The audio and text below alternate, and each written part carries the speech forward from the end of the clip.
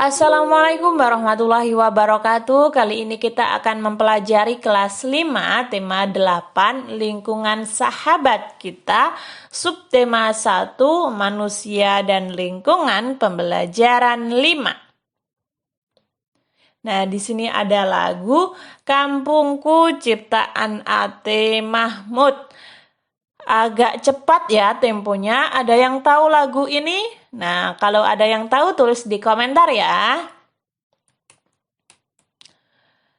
Judul tadi, apa judulnya? Nah, judulnya adalah Kampungku. Ini ada pada halaman 36. Lalu siapa pencipta? Pencipta lagu Kampungku adalah A.T. Mahmud. Nada dasar yang digunakan Do sama dengan C. Apa tanda tempo yang digunakan? Tempo agak cepat atau bisa kita sebut allegretto ya. Lalu apa arti tempo itu? Tanda tempo. Lagu Kampungku dinyanyikan dengan tempo agak cepat. Bacalah syair lagu tersebut. Bercerita tentang apakah teks lagu itu? Bercerita tentang situasi sebuah kampung di tepi sungai. Adakah di sini kampung kalian yang berada di tepi sungai? Nah, setelah itu berlatihlah menyanyikan lagu Kampungku. Ketika teman-teman masih bingung, Kak Wafid gimana sih lagu Kampungku? Nah, kalian bisa cari di YouTube atau di internet atau di aplikasi musik. Gimana sih lagu Kampungku? Nah, seperti itu. Ada lagu bertangga nada diatonis mayor, ada pula lagu bertanda nada diatonis minor. Lagu Kampungku termasuk lagu bertangga nada diatonis mayor. Apa maksudnya ya? Ayo bacalah bacaan ini. Nah, tangga nada diatonis mayor. Tangga nada merupakan susunan berjenjang, misalnya do, re, mi, fa, sol, la, si, do. Dalam seni musik ada jenis tangga nada diatonis. Tangga nada diatonis terdiri atas 8 nada. Tangga nada diatonis dibagi lagi dalam 2 jenis tangga nada, yaitu mayor dan minor. Nah, diatonis mayor itu memiliki interval jarak nada 1-1,5, 1-1,1,5. Perhatikan contoh urutan tangga nada diatonis mayor berikut. Nah, di sini perlu saya perjelas ya teman-teman. C ke D ini 1, D ke E ini 1, sedangkan E ke F ini setengah. Nah, ini rumus teman-teman. Ketika E ke F ini setengah itu rumus ya. Ketika B ke C setengah ini juga rumus. Asli dari sana ya. Lalu jika digambar berikut tangga nada diatonis mayor. Nah, seperti ini. Ciri-ciri tangga nada diatonis mayor biasanya bersifat riang gembira, bersemangat, biasanya diawali dan diakhiri nada do, namun tidak menutup kemungkinan diawali dengan nada 5, yaitu sol atau mi, dan diakhiri dengan nada do. Setelah itu, ayo mencoba, ini ada pada halaman 37. Apa pengertian tangga nada mayor? Nah, tadi sudah dijelaskan bahwa tangga nada yang memiliki interval jarak 1-1,5, 1-1,1,5. Apa ciri-ciri lagu bertangga nada mayor? Bersifat riang gembira, biasanya diawali dan diakhiri nada do. Seperti itu ya teman-teman. Lagu Kampungku menceritakan sebuah kampung di tepi sungai tempat perahu-perahu melintas.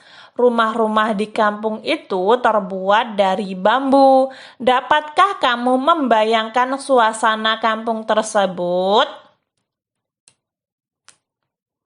Pada siang hari yang terik, panas matahari akan menguap air dari permukaan sungai.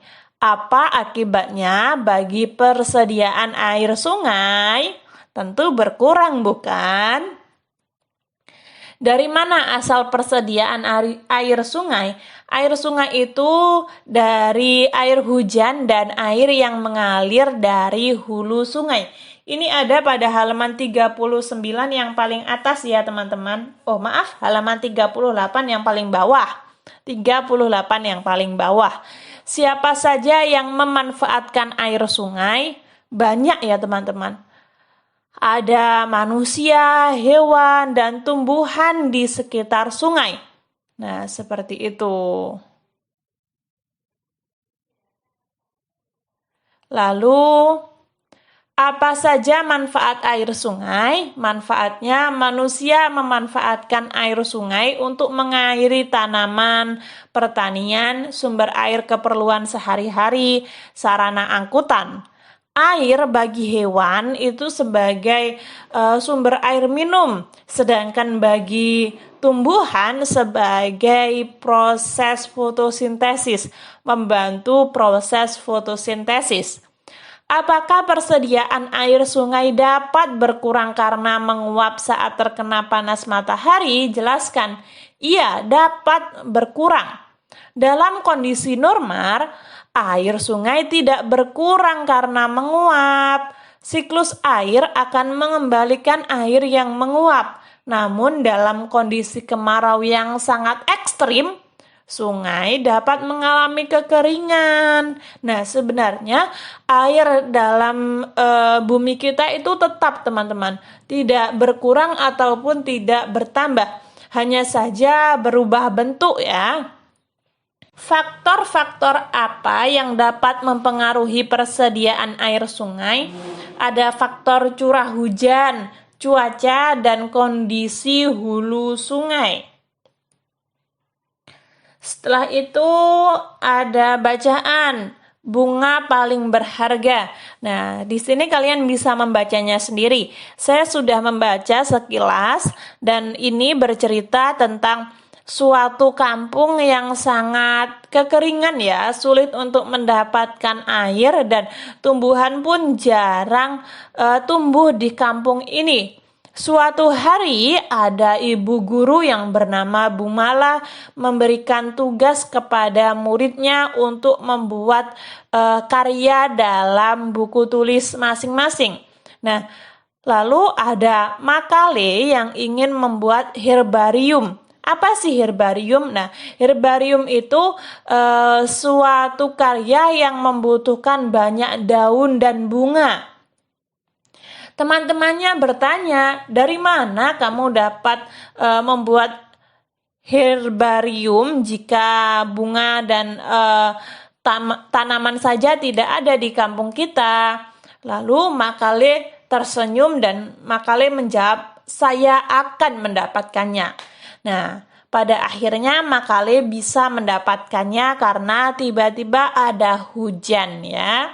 Hujan dan membuat bunga-bunga menjadi bermekaran, kurang lebih seperti itu.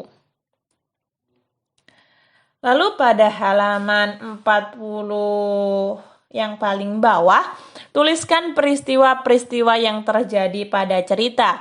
Nah, tadi ada Bu Mala memberi seluruh siswa buku tulis. Makale berniat membuat buku herbarium. Teman-teman Makale sudah mengisi buku, namun Makale belum. Hujan turun dan membuat beragam bunga tumbuh. Makale memetik sekuntum bunga dan menempelkan ke buku tulisnya.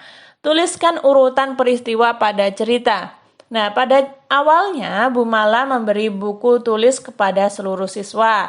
Ia mengizinkan buku tulis tersebut ditulis apa saja.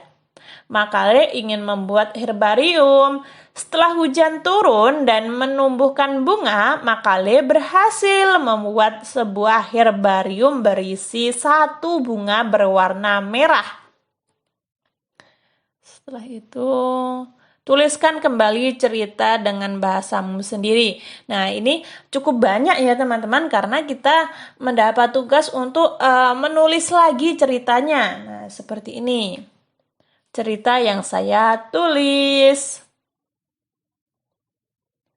Ini ada pada halaman 41 yang nomor 3 ya. Setelah itu, ayo renungkan pengetahuan dan keterampilan apa yang dapat aku berikan bagi perbaikan kehidupan lingkungan sekitarku. Nah, pengetahuan tentang nada mayor dan juga asal persediaan air di sungai. Pengetahuan itu bisa aku bagikan kepada orang-orang di sekitar supaya bisa memanfaatkan air sungai dengan baik. Sikap baikku yang dapat menjadikan kehidupan dan lingkungan sekitarku menjadi lebih baik adalah sikap menghargai satu sama lain dan membantu warga yang kesulitan. Mari kita sama-sama bersatu demi kemajuan bangsa dan negara kita. Sekian, terima kasih. Ketika teman-teman ada saran, masih kurang paham, atau mungkin saya salah ketik, salah pengucapan, kalian bisa tulis di komentar agar saya bisa memperbaikinya. Semoga bermanfaat. Wassalamualaikum warahmatullahi wabarakatuh.